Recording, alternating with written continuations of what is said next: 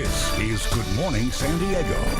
Former President Donald Trump will face another arraignment, this time inside that courthouse you just saw there outside Washington, D.C. The former president faces charges of conspiring to overturn the 2020 presidential election, and prosecutors allege his actions fueled the January 6th insurrection on the Capitol, the trespassing there. He's also to be arraigned on 4 felony charges: conspiracy to defraud the United States, conspiring to obstruct an official proceeding, obstructing a congressional proceeding, and conspiracy against voting rights. Trump's team has slammed all these indictments as election interference, pointing to the timeline of, how come they're all lining up right in front of the 2024 presidential campaign.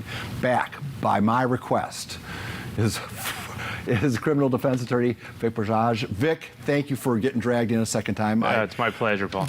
The best part of our last conversation yesterday was in a commercial break, so I want to pick it up there. You want to stress this is the most important legal proceeding of our time. Explain why. Well, there's a number of reasons. Number one, it's the first time a president with such a spotlight has been charged criminally in federal court. It's also the first time, as a consequence, it comes just on the precipice of an election, probably one of the most pivotal elections in our country's history. Yep. Absolutely. And most importantly, it pivots the need for judicious prosecution directly against the First Amendment right to express yourself and free speech.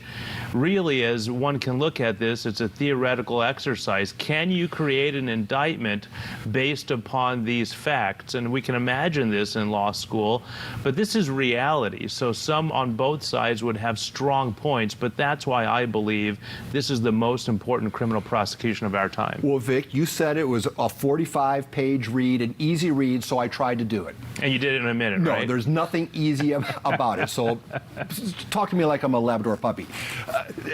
My takeaway, if it's valid, and I want you to jump on me if it isn't that the president incited a riot. The takeaway is the president knowingly knew the election was fair and said otherwise, trying to get it overturned. That you have to climb inside President Trump's head to prove that, do you not? Well, that's right. So what you've done is astutely distilled this into their theory, which is President Trump was projecting lies and perpetuating lies.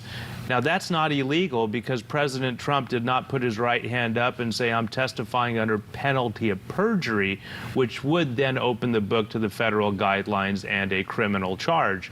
So that's why I say this is where we see that battle between federal prosecution based on a theoretical notion and the First Amendment right to express themselves. Now, here's the challenge the federal government's going to have. We have jury instructions in both state and federal court which declare to jurors who deliberate guilt or innocence. Direct evidence is just as powerful as circumstantial evidence. And we give that example. When we have direct evidence, you see something, you hear something, so you know it happened. That evidence is in front of a jury. Circumstantial evidence is, well, I think my boy jumped into the pool and got the living room wet. I see the footprints. Those are his size. I didn't see him jump in. I didn't hear him, but I have the evidence there that was there. That's circumstantial. So here, the federal government has kind of put themselves in a tough position. They have to circumstantially prove that President Trump did not believe everything that he said, number one, and that the lawyers, and this is important to grasp here, our judicial system is based upon effective representation and attorney-client privileges. What we've now seen is the federal government has to say, circumstantially, I'm going to prove what Donald J. Trump was thinking, and it was with a malicious or malignant heart, and the lawyers who were supporting him, we're going to pierce that attorney-client privilege because we're calling what he did a crime here. Vic, that would seem an insurmountable hurdle, if not for the fact that the jury pool is going to be coming out of D.C., that this judge in question seemingly is not a pro-Trump judge. That would seem to be the great equalizer in this proceedings. Am I wrong in stating that? You know, Thomas Jefferson often said that the jury, in so many words, is the gatekeeper. It's the only entity that survived the Republic that's able to even the playing field. Well, in this case, we have a D.C. jury. Does that actually mean that it's going to be an unfair jury? I disagree with that. I think jurors, especially in the federal arena, who are sitting there for an appreciable amount of time, are fair, and they have reasonable interpretations of the truth. Jurors have always come around with common sense resolutions in my case. So I would have complete faith there. However, the gatekeeper as to what a jury will actually look at and deliberate is a judge. And this judge has methodically proven and shown, while sentencing some of the January 6 defendants, that the real head honcho has not been before her. And when that time comes, it's very clear that she wants to lay down the hammer. All right. We've been teasing it for about 24 hours now. You said to me, beware of door number 2. Please explain. Yes. In this case, it's important to understand the procedure of federal case. We have an indictment. In state court, we have amended complaints, amended informations. In federal court, we have what we call superseding indictments. These are new charges that are added with evidence that may come about, in this case, Paul, by co-conspirators continuing to give evidence to the federal government. One can imagine if the federal prosecutorial theory is that President Trump knew of a potential of violence, then it was a natural and probable consequence, or it was aiding and abetting the people who then caused an injury and then in one case actually caused a death. So you can bet that the federal government is going to hold that hammer over Trump's legal team to say, you either take a deal or there are other charges behind door number 2, which may include the physical harm that people actually suffered as a result. Someone died.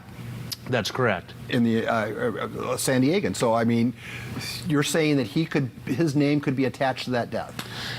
Beyond any shadow of a doubt, the federal prosecution team is going to argue that at every chance they have in front of this judge and in front of the jury, in motions or when they're actually deliberating in trial.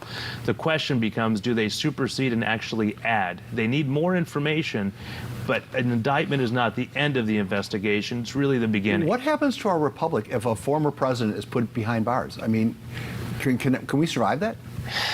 I don't think that this is something that can be repaired where we are now.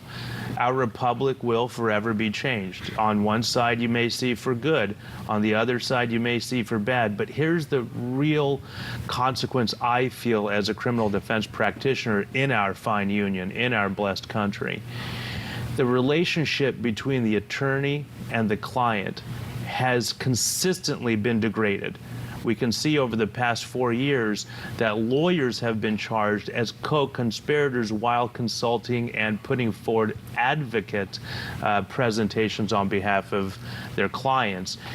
If that role of an attorney, either defense attorney or a speaker or an advocate in general, is debilitated, our republic is at serious risk because there is no equal playing field when a judge or jury has to make a call. And on that ominous note, we will call it a conversation. I promise you, I will lose your phone number.